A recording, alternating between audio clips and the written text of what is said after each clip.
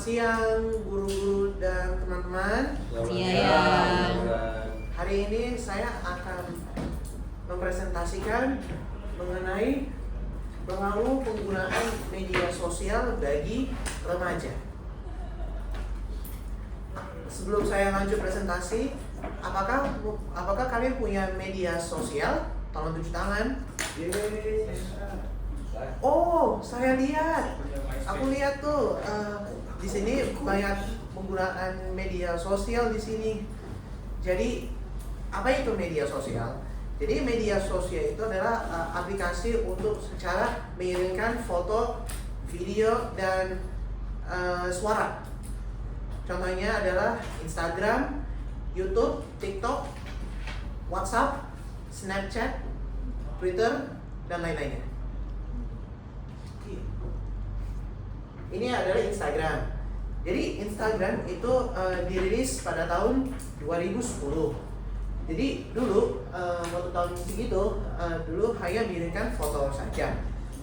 Dan sekarang di tahun 2026 Instagram sudah mulai berkembang, yaitu mengirimkan ada foto, video sama telepon dan kirim pesan.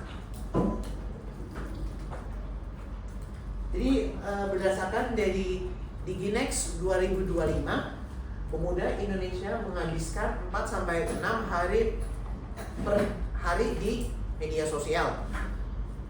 Tapi berdasarkan dari World Health Organization, remaja menghabiskan 2-3 jam per hari di media sosial. Tapi itu masih hal yang berdampak yang negatif kalau penggunaan sosial media terlalu lama. Jadi apakah media sosial selalu berdampak positif bagi kita? Jadi berdasarkan dari Rosenbaum 2023, 31% remaja mengatakan tidak fokus karena melihat media sosial di kelas, seperti dia mengecek ponsel. Jadi makanya berdasarkan dari pernyataan tesis saya, penggunaan media sosial secara berlebihan berdampak negatif, yaitu tidak fokus dan perilaku yang tidak baik. Ini metodologi saya. Ini ada yang saya pernah lakukan, yaitu tinjauan literatur dan survei. Saya survei kepada remaja yang berusia 15-18 tahun, dan saya ke formnya itu ada 21 siswa di sekolah high school TB 94. Jadi ini adalah hasil survei. Jadi apakah penggunaan media sosial membuat Anda lebih fokus pada studi Anda? Jadi jawabannya remaja lebih fokus sebanyak 9,5%. Remaja 38,1% yang tidak yakin, dan 52,4% remaja yang kurang fokus. Jadi yang paling banyak remaja di sini mereka tidak fokus karena mengecek media sosial. Jadi itu adalah yang dampak negatif penggunaan media sosial bagi remaja. Jadi berdasarkan dari Baptist Health 2020, penggunaan media sosial membuat remaja tidak fokus dan tidak melihat tugas-tugasnya.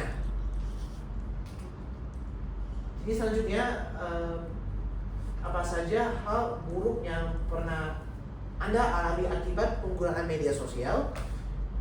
Ini yang berdasarkan survei ini ada perundungan siber, yang kedua kecemasan, yang ketiga konten tidak sesuai usia, dan lainnya. Lainnya itu seperti berita bohong sama pembuang waktu.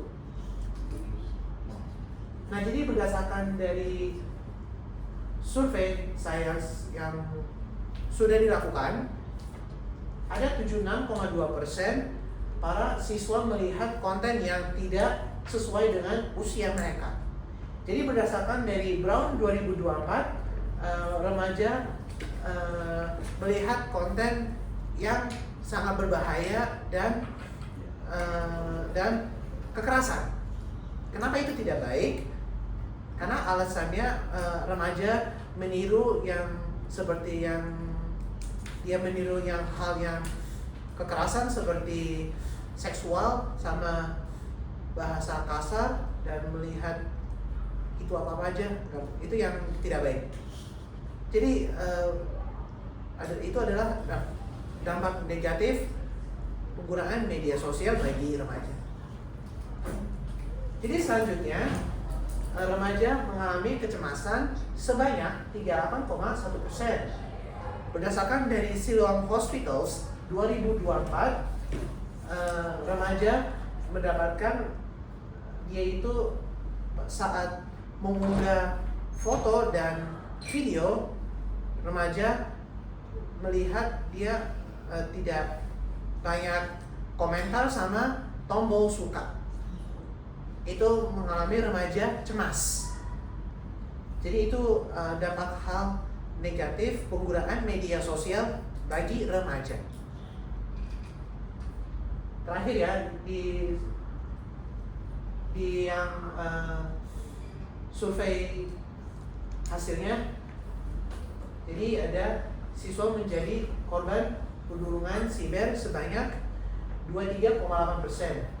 Jadi berdasarkan dari MK 2025, remaja menjadi lebih mudah untuk bersikap kejam, seperti mengasih komentar hal yang negatif sama berbicara kasar sama lain-lainnya. Itu adalah dampak negatif penggunaan media sosial bagi remaja. Jadi kesimpulannya, penggunaan media sosial yang berlebihan itu menyebabkan remaja tidak fokus sama perilaku hal yang tidak baik.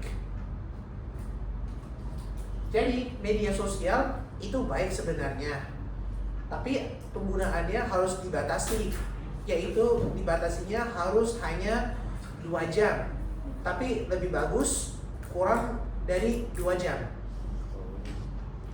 Jadi itu supaya biar remaja fokus dan supaya biar perilakunya hal yang baik. Jadi itu adalah presentasi saya di senior tesis. Makasih. Apakah ada pertanyaan? Jadi menurut Anda, apakah dampak negatif yang sama juga berlaku kepada orang yang mungkin lebih dewasa? Apa tadi? Sorry. Jadi menurut Anda, apakah dampak negatif yang sama ke remaja itu juga berlaku ke orang yang lebih dewasa? Misalnya orang tua lihat-lihat di sosmed, orang tua lain misalnya di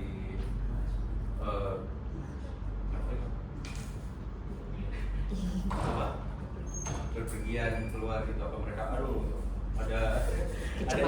ada ingin juga gitu, atau mengikuti orang lain.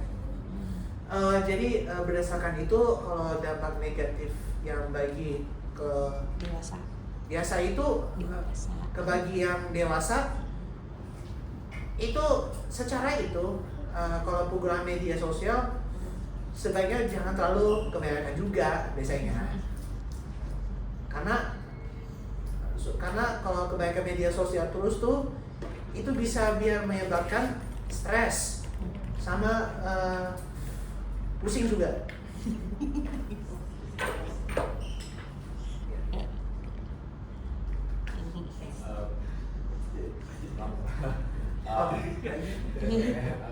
Aksan kan tadi solusinya itu untuk mengurangi waktu kita di sosial media kan per hari. Ya betul. Menurut Aksan bagaimana solusi yang bisa diperkuat atau dilakukan laksanakan, apalagi karena kita kan hidup di era yang penuh teknologi dan orang suka udah kecanduan teknologi. Bagaimana bisa itu solusinya digunakan? Oh, oke. Jadi solusi yang saya harus dilakukan di media sosial itu biasanya aku tuh kan pernah cara mencegah tidak menggunakan sosial media terus. Biasanya kan aku kan sering banyak kegiatan aktivitas seperti olahraga, bermain golf, sama nge-gym, dan sama berenang. Sama itu aja. Baik, terima kasih Rasya. Menurut Anda, apakah fitur batas usia itu di media sosial itu efektif atau tidak? Batas usia yang di media sosial itu efektif. Biasanya kalau pakai media sosial itu hanya di usia 13 tahun. Kalau usia 13 tahun itu bisa baru login di media sosial. Kalau yang masih di bawah umur 13 tahun tidak bisa di login. Jadi efektif. Jadi efektif. Oke, terima kasih. Saya rasa saya ingin bertanya, apakah cara-cara agar anak-anak remaja dapat membatasi waktu mereka menggunakan media sosial? Cara membatasinya, Remy? Apa cara remaja membatasi penggunaannya? Oh, kalau remaja cara membatasinya itu saya harus mengingatkan teman-teman seperti kita harus banyak kegiatan aktivitas yang lain daripada main HP di situ. Jadi kita harus banyak kegiatan yang lain juga. Aska. Jadi Naksan dari sudut pandang, kan Naksan punya channel YouTube kan? Betul. Menurut Naksan itu kalau orang, menurut Naksan bahaya nggak kalau orang terlalu banyak postingan di sosial media, kayak bisa ketahuan mereka tinggal di mana kayak gitu, itu bahaya nggak Naksan? Kayak maksudnya membahayakan Orangnya sendiri ya? orang sendiri yang dia tinggal di mana? Yang nge-upload kayak ke YouTube, kayak vlog kayak gitu, itu bisa bahaya nggak Naksan? Kalau orang suka vlog? Itu maksudnya yang kayak vlog kayak bahas tempat tinggal, atau bukan? Iya. Oh, oke. Jadi yang saya lihat itu kalau yang di konten yang vlog itu, kalau yang tempat tinggal itu sepertinya kayaknya berbahaya sih, karena takutnya kayak kasih tahu kayak address kayak kasih tahu addressnya, terus kayak rumahnya di mana tuh. Itu sepertinya jangan, karena itu private. Oke, kasih.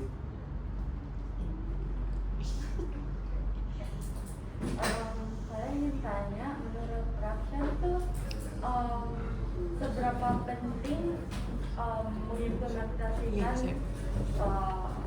solusinya, yaitu mengurangi sosial media itu agar dampaknya tidak terlalu dirasakan oleh remaja, karena ya emang seperti yang Rakshan tadi bilang, emang mayoritas terpapar konten yang tidak sesuai usia, tapi masih cenderung mayoritas juga nggak,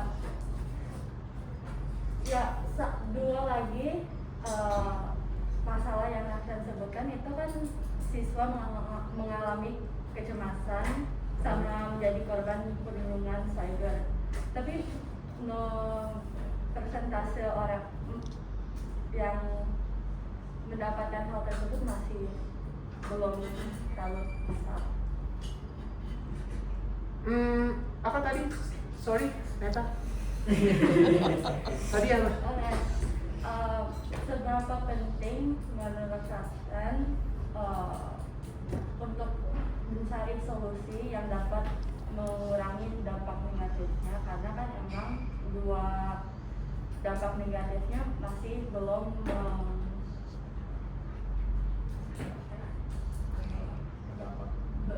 tidak mendampak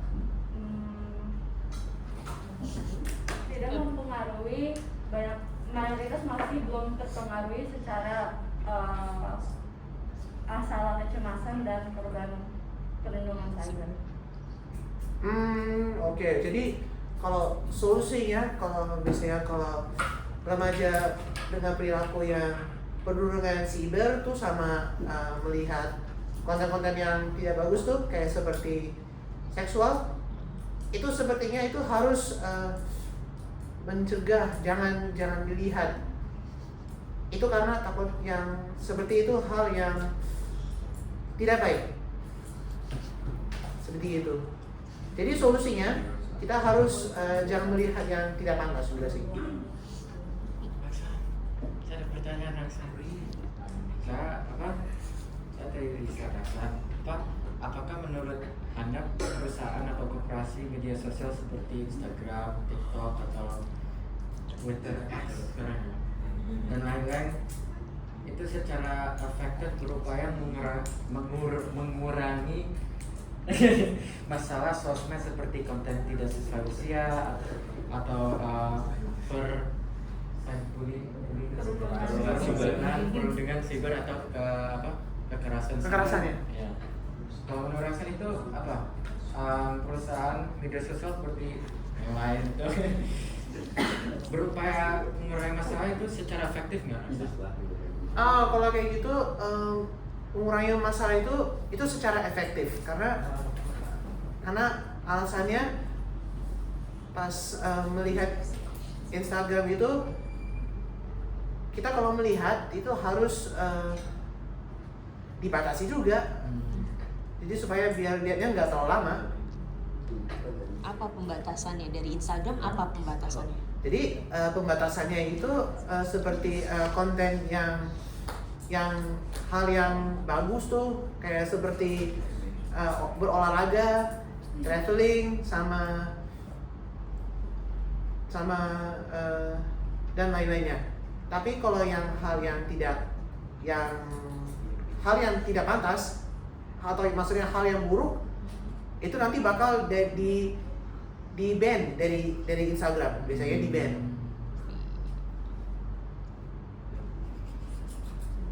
Oke, pertanyaan saya sudah terwakili oleh teman-teman semuanya, Raksan, tinggal aspek kebangsaan saja. Ya. Kalau sebutkan apa bahasa Indonesianya kata-kata ini. Yang pertama login. Bahasa Indonesianya? Login itu artinya